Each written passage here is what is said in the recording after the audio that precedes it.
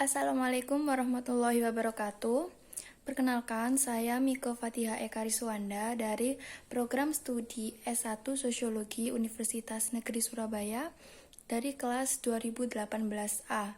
Di sini saya akan menyampaikan sedikit tentang teori relasi kuasa dari Michel Foucault. Sebelum masuk dalam pembahasan teori relasi kuasa, kita akan mengenal terlebih dahulu dengan tokohnya, yaitu Michel Foucault. Siapa Michel Foucault itu? Michel Foucault adalah seorang filsuf dari Prancis. Selain itu, dia juga ahli teori sosial, ahli bahasa, dan kritikus sastra.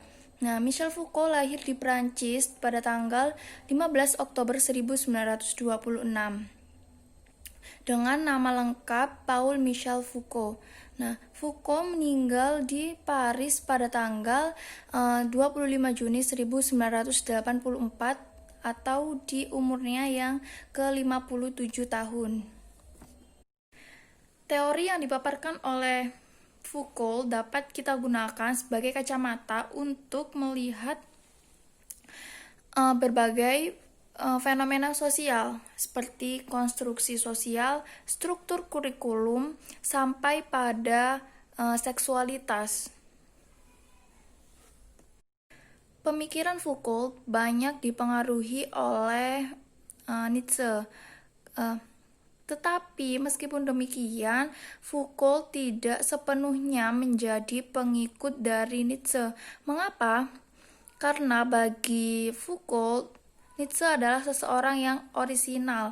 Begitupun dengan Foucault, dia yang harus tetap menjaga orisinal dengan pandangan pribadinya sendiri.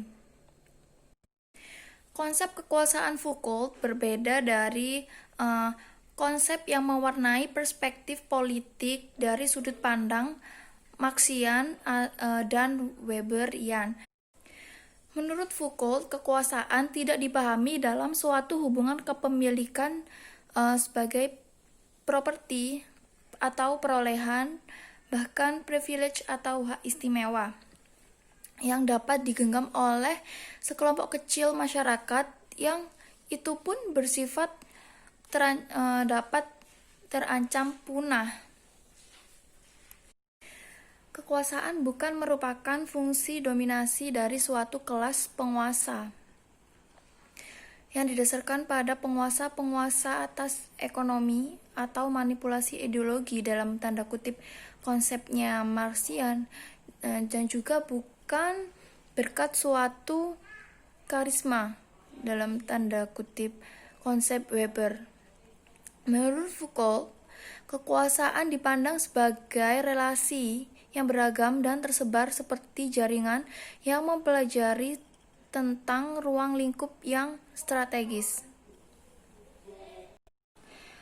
Kekuasaan menurut Foucault tidak dipahami dalam konteks pemilikan oleh suatu kelompok institusional sebagai suatu mekanisme yang memastikan ketundukan warga negara terhadap negara. Kekuasaan juga bukan mekanisme dominasi sebagai bentuk kekuasaan terhadap yang lain dalam relasi yang mendominasi dengan didominasi, atau yang lebih powerful atau powerless. Kekuasaan bukan seperti halnya bentuk kedaulatan suatu negara atau institusi hukum yang mengandaikan dominasi atau penguasaan secara eksternal terhadap individu atau kelompok. Dengan demikian, kekuasaan mesti dipahami sebagai bentuk relasi kekuatan yang dalam ruang di mana kekuasaan itu beroperasi. Kekuasaan mesti dipahami sebagai sesuatu yang melanggengkan relasi kekuatan itu sendiri. Kekuatan itu yang membentuk rantai atau sistem dari relasi, atau justru yang mengisolasi mereka dari yang lain dari suatu relasi kekuatan. Oleh karena itu, kekuasaan merupakan strategi di mana relasi kekuatan adalah efeknya. Dalam bukunya yang berjudul The History of Sexuality volume nomor 1, Foucault menunjukkan bahwa ada 5 proporsi mengenai apa yang dimaksudkan dengan kekuasaan, yaitu yang pertama, kekuasaan bukan sesuatu yang didapat, diraih, digunakan, atau dibagikan sebagai sesuatu yang digenggam. Kekuasaan juga dapat punah, tetapi kekuasaan dijalankan dari berbagai tempat dari relasi yang terus bergerak. Relasi kekuasaan bukanlah relasi struktural hierarkis yang mengandaikan ada yang menguasai atau yang dikuasai. Jadi kekuasaan itu bukanlah sesuatu yang mengandaikan ada yang menguasai atau ada yang dikuasai.